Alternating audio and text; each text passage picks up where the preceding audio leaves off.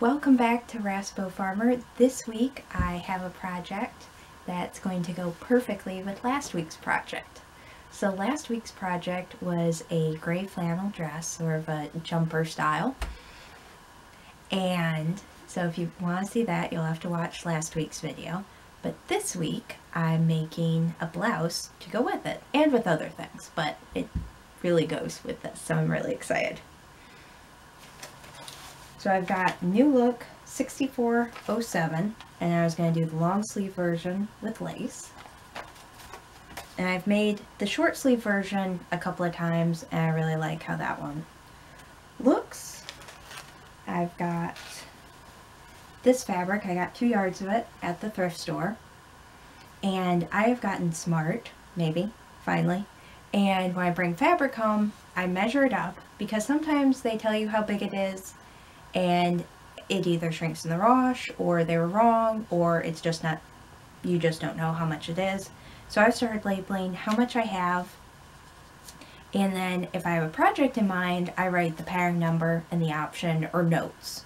Like, oh, I really want this skirt to be floor length, or I want to add buttons here. So I add the notes there so that when I do go and do my project, I'm not trying to remember, because that doesn't happen. So I've got this rusty red sort of a color, and it's just a thin cotton. So that's going to be a blouse. And then I have this lace. It's kind of an off-white natural colored lace. I'm sure it's impossible to see on the camera, but. And then Joann's had buttons on clearance. So I have these brass colored buttons.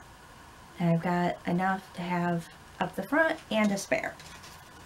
So that's this week's project, and I'm going to go ahead and get started on it.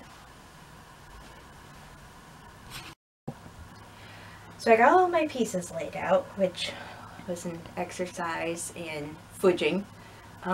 Seam allowances are there for a reason, and there's going to be bits shaved off because that was the way I could figure it out.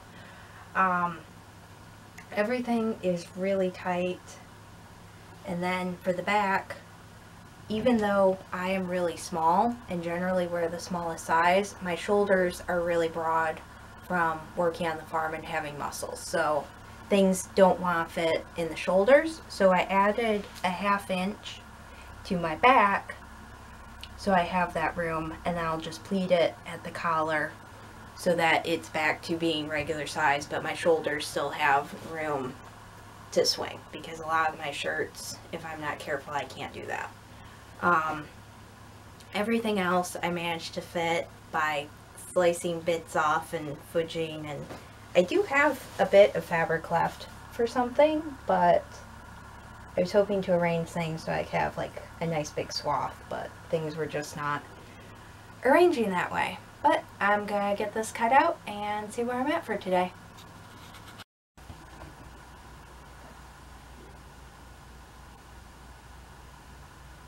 Are you trained to the sound of fabric hitting the floor? I'm really starting to think. I hadn't spread the fabric on the floor, and there's a cat shedding white hair on my red blouse. This is why everything I make goes in the wash before I wear it, because there's cat hair all over it. All over it, miss. Do you know how that happens?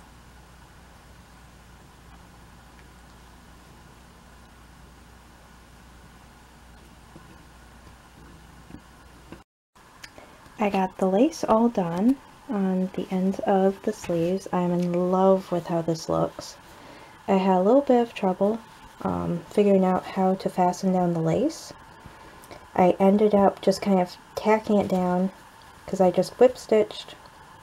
Actually, I think that might be a felling stitch, I'm not sure. The lace to the hem of the sleeve, so I just kind of tacked it down by hand last night when I sewed it. And then this morning I used the machine and put on a very short stitch length and really sewed it good. My only problem is I put the seam of the lace on the seam of the blouse, and my machine doesn't really want to sew that big wad of fabric. So putting the lace there was not my best idea, but it is tacked down. I think it'll be okay. And I got my buttons marked out. I like to use safety pins. Normally when I'm marking out like my darts and my pattern markings and things like that, I go ahead and mark the buttons with safety pins. But the way this blouse was being constructed, they kind of got in the way, so I took them out. And for this particular blouse pattern, I adjust where the top button sits. I move it up just a hair. And that way I don't have to worry about it being too revealing or anything, because I really don't like things super low cut. I either adjust the button or wear a cami under them or something like that. But I'm just not super keen on really low cut stuff. But they gave me this very handy guide. Trying to run this one-handed. So you just line up on the edges, and that is where they want the top button. But I wanted it up about an inch or so. So then these are spaced 2.5 inches. I went ahead and spaced my buttons 2 3/4. So that extra room I needed up here kind of worked out throughout here. Is it perfect? No. Is anyone going to look that close and go, oh, our buttons are a little spaced too far apart? Hopefully not, but that's their problem, not mine. So I'm going to do another row of stitching to hold my facing down. Normally I just tack it down with a whip stitch, and normally I have a patterned blouse, so the stitches just kind of blend in to the pattern, but this is so plain that it's showing, so I'm just going to do another row of stitching, an inch or so. I did end up, I overhemmed it or something.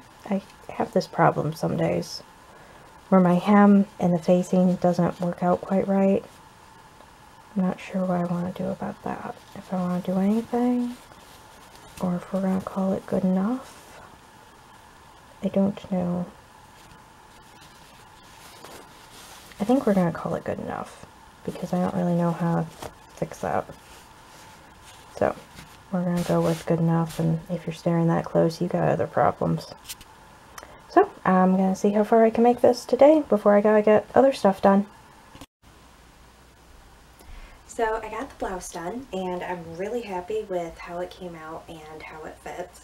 It's got 3/4 length sleeves, which is really nice for fall. It is a fall color, but I probably will end up wearing it through the winter.